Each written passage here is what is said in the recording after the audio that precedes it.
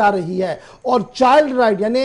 अतफाल बच्चों के जो हुकूक हैं उन्हें प्रोटेक्ट करने के लिए कमीशन को मंजूरी दी गई है और बाज़ाब्ता तौर पर कमीशन की तैयारियों में इंतजामिया जुट चुकी है कि उसकी खाली पड़ी चेयरों को पुर किया जाए। बिल्कुल, जम्मू कश्मीर इंतजामिया की जानिब से अक्टूबर के महीने में भी एक अहम पेशरफ्त की गई थी कि हुकूक अतफाल पर जो कमीशन काम करेगा, बच्चों के राइट्स के लिए, उनके हुकूक के लिए जो कमीशन यूनियन टेरिटरी में काम करेगा, उसमें जो खाली कुर्सियां थी, खाली ओहदे थे, इसके लिए एक तो चेयरपर्सन और उसके बाद मेंबरान की तकर्री चूंकि बहुत जरूरी थी, कुर्सियां खाली थी, तो उन सभी ओहदों को फौरी तौर पर फिल भी करना था। इसके लिए कोशिश शुरू हुई थी। अब जम्मू कश्मीर इंतजामिया यहां से मजीद आगे बढ़ी है और चेयरपर्सन के साथ साथ मेंबर जो चाइल्ड राइट्स कमीशन के अंदर बनेंगे, उनकी तकर्री के लिए कोशिशें तेज कर दी गई है। सरकार की तरफ से एप्लीकेशंस, एक तो अपॉइंटमेंट ऑफ चेयरपर्सन और मेंबर्स जो कमीशन के अंदर बतौर मेंबर या चेयरपर्सन काम करेंगे, इसके लिए जो अहल अफराद हैं उनकी एप्लीकेशंस तलब कर ली गई हैं, दरख्वास्तें बदू की गई हैं और इन दरख्वास्तों से ही उसके बाद अब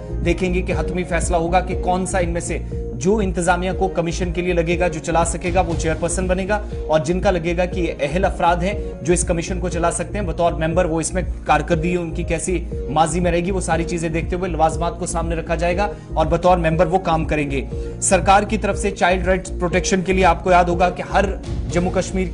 को छोड़कर हर रियासत और यूटी के अंदर बच्चों के हुकूक के लिए कमीशन बनाए गए हैं, लेकिन जम्मू कश्मीर के अंदर एक जरा अलग सा या मुख्तलिफ मामला आप कह सकते हैं। 31 अक्टूबर 2019 के बाद जब से यूनियन टेरिटरी सरकारी तौर पर बनी और उसके बाद हमने देखा कि मरकज के फैसले के बाद 100 से ज्यादा ऐसे कवानीन थे और उसके बाद आहिस्ता आहिस्ता मरकजी कवानीन का इतलाक जम्मू कश्मीर के अंदर होने लगा, तो वो जो पुराने कमीशंस, ऑलरेडी कुछ कमीशंस काम कर रहे थे, कुछ ऐसे ग्रुप्स थे जो बच्चों के लिए काम कर रहे थे, वो एक तरह से इनएक्टिव हो गए। लेकिन दोबारा से जब से मरकजी कवानीन शुरू हुए, 4 साल जम्मू कश्मीर को यूटी बने हुए हो जाएंगे, अगस्त में 5 अगस्त भी करीब आ रही है, तो चौथी बरसी यूनियन टेरिटरी या 370 की तनसीब के बाद भी है, तो कानूनी पेचीदगियां थी, उनको दूर करने में अभी तक का ये वक्त लग गया है। लेकिन अब यहां से रास्ते और भी आसान हुए हैं कमीशन के लिए, जिसका ऐलान बाकी रियासतों और यूटीज की तरह सरकार ने अक्टूबर के महीने में कर दिया था। उसके अंदर कमीशन का चेयरपर्सन कौन होगा, सरबराह की हैसियत से कौन काम करेगा और अराकीन कौन बनेंगे, इसके लिए एक तरफ एप्लीकेशंस तमाम लोगों को भरनी है